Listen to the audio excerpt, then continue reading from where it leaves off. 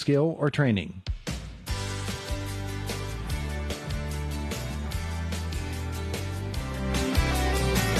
The boys are here. GCES. Gotta come up with a better intro than the boys are here. Right. Galen, Bargerstock, Clinton Smith with us this morning. We talk about GCES, the products, the services that they offer, all helping to you to form your retirement plans. Gentlemen, good morning. Good morning. Good morning, Todd. It's good to have you both back with us here today. So I wanted to talk about this because, for people it can be a very intimidating, a daunting thing to walk into a shop, any sort of environment where they're not familiar, and to say, this is what I need, can you help me? Yeah. In this particular arena, the arena in which you two operate, it probably is even more intimidating because they've got a whole life's worth of savings that they want to talk about, and they need to have their future set up and done correctly, and they need to have confidence that you guys are the ones to do it. So let's talk about the whole experience of meeting you and your staff and getting this whole process started. What happens when I want to go to GCES and set up my retirement savings? So honestly, I look at it a lot like it is a restaurant. So I used to work in restaurants before I did this, and I kind of treat everything the same way. You walk into a restaurant, the first person that greets you is the hostess, right, to get you your seat. That would be Lorraine Taylor. She's been at our office. She's actually the employee that's been there the longest now. Also my sister, and she's the one that actually sets up that initial meeting. So she's really the first person that someone would talk to. You know, Galen, Nolan, Evan, all of our agents are meeting with people in multiple states. So she's really trying to manage multiple calendars and not just meeting times, but also travel times. So last week we know he was in Michigan. So, she has to do around those schedules and make sure, even whenever he's traveling, that he doesn't go from this side of Pennsylvania to that side of Michigan and back and forth again. So she's really the first person that you want to talk to. She's the one that will be able to set you up with an appointment, answer any questions about the things you need to have for your appointment. And she's the one that if you need to reschedule or schedule another appointment, she's the one you talk to. Yeah, yeah. Now, Galen, when they first meet you or any of the others, what should they anticipate? Are they thinking, I need to gather up every scrap of paper I have and drag it in with me to Galen so that we can sit down and start hammering this thing out? Or how should that experience unfold? Well, really, like Clinton said, Lorraine's the first person they're going to talk to. And Lorraine is very knowledgeable of what they need to have with them on the first meeting with me. And really, it's just a conversation the first time usually. Figure out everything that you have, where it should be, where you want it to be, and kind of go from there. But it really is a conversation, and Lorraine will set everybody up for success, not failure. Yeah, exactly. that's probably a key. Isn't it? Yeah. Well, you want to get the basics down. Who are they? What is their marital status? What is their age? What's the income levels? All of these different things. You want to get eventually to where you know all of this information so that you can maneuver and get them the best possible package you can find. Yeah, I mean, the one best tip I guess I could give today for being prepared would be go online and look up your Social Security. The Social Security office years ago kind of stopped mailing every single year that Social Security statement. So people are kind of unaware of that piece of their retirement. And almost everybody has that piece inside of their retirement in some manner. So I would encourage everybody to go to ssa.gov, create your online account. That way, when I ask about Social Security, you're already prepared and we know how to log in and things like that. And if you don't have it, I can guide you into, how to log on and create your own account as well. Yeah, Clint, when people look at that statement, none of them are going, I'm fabulously wealthy, I can't wait. Yeah, no, not a lot. Yeah, a lot of people are worried that Social Security might not even be there by the time they retire. That's a hot topic for at least the last, 50 years. Yeah. Yeah. The federal government keeps borrowing from Social Security and not putting it back in. Yeah. And then they say, well, yeah, it's going to be there for you, but only if they eventually do put some sort of funding into it. So it's a scary thing. And when it comes down to it, Social Security is just another form of insurance. We pay into it the whole time while we're alive in order to get money out of it later. It's really the same thing. It works just like insurance does.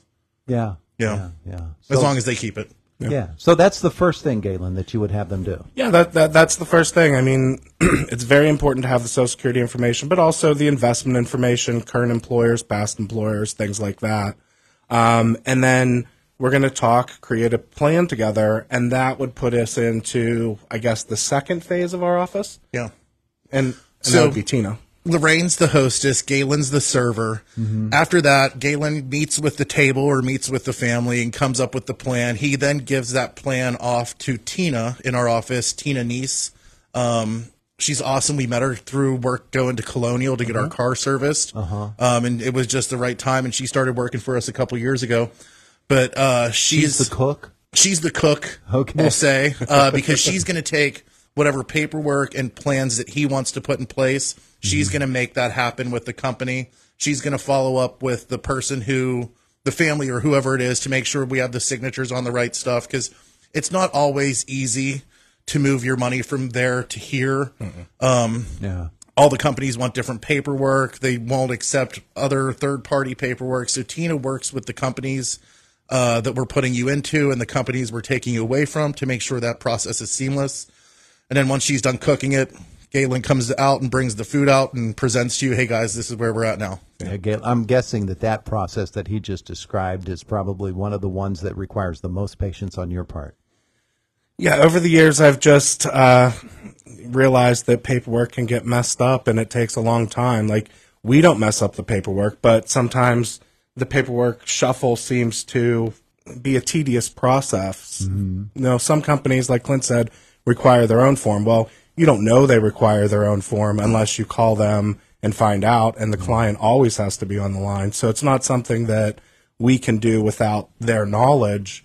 So we have to arrange time schedules to talk to the clients, to talk to the companies. So it can be tedious. Yeah, I would guess. But at the same time, I would guess that there's probably very little that you have not seen before. Exactly, yeah. I mean, we've streamlined the process to make it as easy as possible, because once you work with an employer, well, then you know how that employer works. So we're talking with GCES this morning about the very first steps that you take in designing that retirement plan. Obviously, we've talked before about the fact that it's going to be different for somebody who is really prescient enough to say, I need to start doing this when I'm 35 years old, as opposed to somebody who says, boy, it's getting late, and I'm 55 now, and I need to start now. It's going to be a whole different process, isn't it? Hopefully that person that's 55 has been saving money already.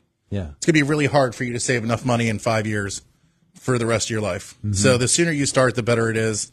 When we started, in our office, we did everything in the beginning. It was me and him. Do you know what I mean? And we built this. We kept adding employees. And Tina, she has a super critical role. She also, I would say, handles to-go orders, right? So we've been working for a client forever, right? And they say, hey, You're making everybody hungry. I want to take out $10,000 of whatever from whatever policy it is that we have in place. They call Tina. Tina handles that whole process too. So she also does withdrawals besides just getting the policies in place. She's the one that handles them afterwards. We call her our client ambassador. So she really works with our clients to make sure they're getting what they want and the withdrawals in a timely manner. Yeah. Now, Galen, we were talking about the 35-year-old and the 55-year-old. That 35-year-old is going to have one shoebox. He's just started saving stuff. And so for that person, man or woman, I would guess they would be somebody that would be much easier for you to work with than, say, the person that's been doing this for 20, 30, even 40 years and has a whole bunch of shoeboxes and has no idea what he put in them 15 or 20 years ago. Yeah, I guess how I would reply to that would be, it doesn't have to be easy on me. I kind of like the challenge sometimes. So, a 35-year-old coming in, it is an easier plan because there's not a lot, but I do like the challenge of trying to figure out how to mix everything that a person had and make it all in one place and better. A lot of times the 35-year-olds are people that just left their previous employer that maybe had the same job since they were 20, 21 years old. And they have that money saved up and they're looking to put it somewhere else where they can still make contributions to it. Because usually once you leave an employer, it's kind of dead. Yeah. You're not putting money in it anymore. You're going to have to move it in order to keep putting money in it or just make sure the guarantees are locked in that you have it in a good product that's going to continue to grow. That becomes a pretty big issue, doesn't it? What you're able to take with you when you leave one company for another in terms of what you've done with your retirement savings. True, yeah. I mean, each employer is different with 401ks and savings plans, so most of the time you have to be vested and you have to be there a certain number of years to actually take the matching money that they matched you while you were there over with you into a retirement account. The vesting schedule, I have actually seen people, recently that haven't met the vesting schedule and they didn't know how it worked. So that is a big concern of mine, people understanding those things. Yeah, so they're figuring this is there for me because I've had this matching all along, and therefore that's already set, and nobody can touch that.